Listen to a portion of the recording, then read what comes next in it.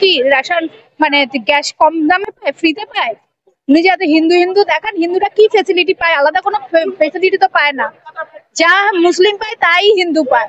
তো এটা জনগণকে বোকা বানাচ্ছে। আর এই যে জনগণরা এই ধর্ম ধর্ম করে অন্ধবিশ্বাসে ভুগছেন, তাদেরকে বলি এখান থেকে সাবধান। কারণ এই এসআইআর কে কিন্তু তারাও বাদ পড়বে না।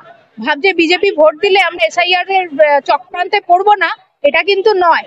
এসআইআর এর চক্রান্ত এনে উনি যেভাবে ভোট চুরির কৌশল করেছেন, এটা মানে মারাত্মক। এটা যেন তেন প্রকারে আটকাতে হবে এবং এটাই হচ্ছে এখন মেন উদ্দেশ্য হওয়া উচিত। প্রত্যেক মানুষের এটা নিয়ে ভাবা উচিত এবং জনগণকে এটা নিয়ে সচেতন হওয়া। মোদি ভোট চুরি করে, এটা বিজেপি সরকার যে চুরি করার বিভিন্ন পন্থা নিয়েছে বা নিয়ে থাকে, সেগুলো আমরা হয়তো সাধারণ জনগণ সবসময় বুঝতে পারি বা পারি না।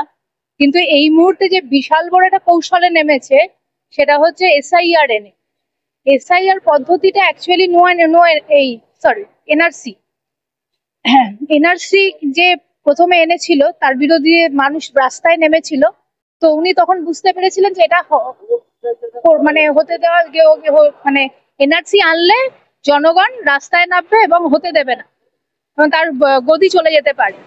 সেই জন্য সে কিছু বছর অপেক্ষা করে এবার 26-এর ভোটে আসার জন্য, সম্পূর্ণভাবে ক্ষমতায় আসার জন্য তিনি এই এসআইআর পদ্ধতিটাকে নিয়ে আসছেন। মানুষই ছাড়াবে বিজেপিকে, গদি মানুষই ছাড়াবে। এই ভোট চুরি করে যে সরকার থাকে বা থাকার চেষ্টা করে, সেই সরকারকে একদিন মানুষই উৎখাত করবে, ভোট চুরি মানুষই রুখে দেবে। কারণ মানুষই ইতিহাসে শেষ কথা বলে, এখানেও মানুষ বলবে। রাহুলও সেটাই বলতে চাইছেন। এসআইআর পদ্ধতিটা এক আসলের কাজ হচ্ছে, উদ্দেশ্য হয় যদি অফিসিয়ালি বলি, তাহলে যে রেকর্ড মানে মৃত্যু যে মানে মানুষের মৃত্যু ঘটে, সেটা তো একটা রেকর্ড আছে, সার্টিফিকেট হয় তার ডেথ সার্টিফিকেট। সেই ডেথ সার্টিফিকেটের রেকর্ড তো সরকারের কাছেই থাকে এবং সেই অনুযায়ী মিলিয়ে, তথ্য মিলিয়ে যে ভোটার কার্ড গুলো রয়ে গেছে সেগুলোকে ক্যান্সেল করানো, সেগুলোকে বাতিল করা। কিন্তু সেটা না করে উনি আগেই ওনার পছন্দ অনুযায়ী ভোটার লিস্ট থেকে সমস্ত মানুষের নামকে মৃত ঘোষণা করে দিচ্ছেন, যেটা বিহারে ঘটেছে। কয়েক লক্ষ মানুষকে উনি মৃত দেখিয়ে পুরো মানে তার ভোটার কার্ড, রেশন কার্ড, আধার কার্ড সমস্ত বাতিল করে দিয়েছে। মানে এবার বলছে তুমি প্রমাণ করো যে তুমি নাগরিক ভারতবর্ষে। তো আপনি ভাবুন, যার হাতে এতটাই ক্ষমতা আছে, যে চাইলে ইলেকশন কমিশনারকে কিনে রাখতে পারে, প্রভাবিত। সেটা তো ভোট চুরি তো কোনো বিষয়ই না, যেটা আমাদের অপোজিশন রাহুল গান্ধী বলছেন। ঠিকই কথা বলছেন উনি। এবং উনি কেন, প্রত্যেকটা অপোজিশনের এই কথাটাই বলা উচিত, এটাই বলা উচিত এবং এটাকে সামনে আনা উচিত। এটা বিশাল বড় একটা ইস্যু এবং এটা একটা অদ্ভুত ভাবে ভয় দেখিয়ে, মানে উনি যেটা করছেন, ভয়ের রাজনীতি করছেন উনি। মানে কেন্দ্রীয় সরকার যেটা করছেন, মোদিজি যেটা করছেন, সেটা হচ্ছে এক প্রকার ভয়ের রাজনীতি করাচ্ছেন। ভয় আর বিদ্বেষ, এই হিন্দু মুসলিম বিদ্বেষ, এগুলো সবকিছু কিন্তু ভোটের জন্য করছেন উনি। না মুসলিম হাঁটাবেন, না হিন্দুকে তোষণ করবেন। হিন্দুরা কি রেশন মানে গ্যাস কম দামে পায়, ফ্রিতে পায়? উনি যাতে হিন্দু হিন্দু দেখান, হিন্দুরা কি ফেসিলিটি পায়? আলাদা কোনো ফেসিলিটি তো পায় না। যা মুসলিম পায় তাই হিন্দু পায়। তো এটা জনগণকে বোকা বানাচ্ছে। আর এই যে জনগণরা এই ধর্ম ধর্ম করে অন্ধবিশ্বাসে ভুগছেন, তাদেরকে বলি এখান থেকে সাবধান। কারণ এই এসআইআর কে কিন্তু তারাও বাদ পড়বে না। ভাবছে বিজেপি ভোট দিলে আমরা এসআইআর এর চক্রান্তে পড়বো না, এটা কিন্তু নয়, হওয়া উচিত।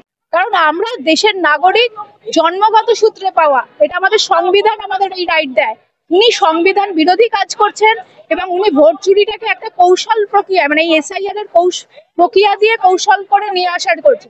এটাকে একেবারেই বন্ধ হতে দেওয়াই উচিত নয় এসআইআরটাকে। এভাবেই উনি ভোট চুরির, আমি আপাতত এটাই দেখতে পাচ্ছি ওনার ভোট চুরির এই বিষয়টাকে।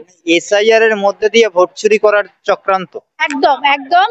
এবং উনি ওনার ভুয়ো ভোটার তৈরি করা, যেগুলোকে উনি মানে জানবেন ওনার ভোট দেবে, ওনার ভোট সংখ্যা বাড়বে, সেই ছকটা উনি করছেন। কারণ ওনার হাতের মধ্যে এখন ইলেকশন কমিশনারের নিজস্বতা বলে আর কিছু নেই, আমরা অন্তত মনে করছি না। না বিচার ব্যবস্থার আছে, না ইলেকশন কমিশনের আছে। দেশের সব ব্যবস্থাই এখন মোদিজির হাতে, ক্ষমতার পাওয়ারে আছে। তো তো আমাদের ন্যায় বিচার, ন্যায় এই কোনো কিছুই আমরা ন্যায় পাচ্ছি না। গান্ধী যেটা দেখিয়েছেন সেটা অত্যন্ত সদর্থক এবং অত্যন্ত উচিত কাজ উনি করেছেন। উনি প্রমাণ দিয়ে, তথ্য দিয়ে, কাগজ দিয়ে দেখিয়েছেন রীতিমতো যে কিভাবে ভোট চুরি করছে এ সরকার, এবং ভুয়ো ভোটার লিস্ট থেকে নাম ডিলিট করে দেওয়া, নানান ভাবে পরিকল্পনা 1, 2, 3 করে রাহুল প্রথমে একটি প্রেস কনফারেন্স করেছিলেন, এই পরশু আরেকটি প্রেস কনফারেন্স করলেন কর্ণাটক নিয়ে। তা সেখানে রাহুল তো তার যে প্রতিবাদ তুলে এনেছেন তার সপক্ষে যথেষ্ট যুক্তি দেখিয়েছেন, এবং প্রতিটির পেছনে যুক্তি, তথ্য নির্ভরতা রয়েছে এবং উনি সেটা দেখিয়েছেন। কাজেই এর পুরোপুরি সারবত্তা আছে এবং সত্য পুরোটাই। আপনি কি চাইছেন যে এর পরে যে তারা স্লোগান দিচ্ছে ভোট চোর গদি ছাড়বে বিজেপি বা প্রধানমন্ত্রী নরেন্দ্র মোদী তার চেয়ার থেকে সরবেন? গদি মানুষই ছাড়াবে বিজেপিকে, গদি মানুষই ছাড়াবে। এই ভোট চুরি করে যে সরকার থাকে বা থাকার চেষ্টা করে, সেই সরকারকে একদিন মানুষই উৎখাত করবে, ভোট চুরি মানুষই রুখে দেবে, কারণ মানুষই ইতিহাসে শেষ কথা বলে। এখানেও মানুষ বলবে, রাহুলও সেটাই বলতে চাইছেন। নেপালে যেরকম নেপাল মানুষ শেষ কথা বলবে, মানুষ এই ভোট চুরি রুখে দেবে রাস্তায় নেমে। আপনি দেখবেন যখনই কোথাও অন্যায় হয় মানুষ রাস্তায় নেমে তার প্রতিবাদ করেন, মানুষ অন্যায়ের বিরুদ্ধে রুখে দাঁড়ান। এটা মানুষের প্রকৃতি, মানুষের ধর্ম। তেমনি যতবার অন্যায় হয়েছে, অত্যাচার হয়েছে, মানুষ রুখে দাঁড়িয়ে তার জবাব দিয়েছে। এখানেও ভোট চুরি মানুষ জবাব দেবে নিশ্চয়ই তার মতো করে। পরবর্তী প্রধানমন্ত্রী হিসেবে কি রাহুল গান্ধীকে দেখতে চান? মানুষ ঠিক করবে। আপনি কি জানেন? হ্যাঁ, আমি তো ভারতবর্ষের পরবর্তী মুখ হিসাবে রাহুলকে মনে করতেই পারি। সেখানে রাহুল গান্ধীকে তো পাপ্পু বলা হয়। প্রধানমন্ত্রী নরেন্দ্র মোদী চাওয়ালা থেকে শুরু করে এত বড় একটা ক্ষমতায় এসছেন, শক্ত সমর্থ বিশ্বগুরু প্রধানমন্ত্রী, তার পরিবর্তে পাপ্পু রাহুল গান্ধীকে দেখতে চাইবেন? মানে কোট আনকোট পাপ্পু রাহুল গান্ধী। এটা পাপ্পু কে বলে? পাপ্পু তো নরেন্দ্র মোদীর দল বলে এবং বিজেপি বলে। তা নরেন্দ্র মোদী নিজের ইমেজ বর্তমানে বিদেশে গিয়ে যেভাবে আমেরিকায়, যেভাবে রাশিয়ার কাছে যে অবস্থায় ওনার মুখে চুনকালি পড়েছে, আর এই বিশ্বগুরু তকমা তো ওনার আইটি সেল, ওনার দল, এরা ওকে অনেক ধক্কানিনা দিয়ে এই জায়গায় তুলেছেন প্রচার করে। তার থেকে রাহুল অনেক যোগ্যতর নেতা, এবং রাহুলকে যা বলা হয়, আপনি যেটা বলছেন, সেটা তো বিজেপির মানে নোংরা প্রচার মাত্র, এছাড়া আর কিছু নয়। আর একইভাবে নরেন্দ্র মোদীকে অনেক বিশাল ভাবে দেখানো, এও বিজেপির আইটি সেল এবং বিজেপির দলীয় প্রচার মাত্র। উনিও অত বড় নেতা নন।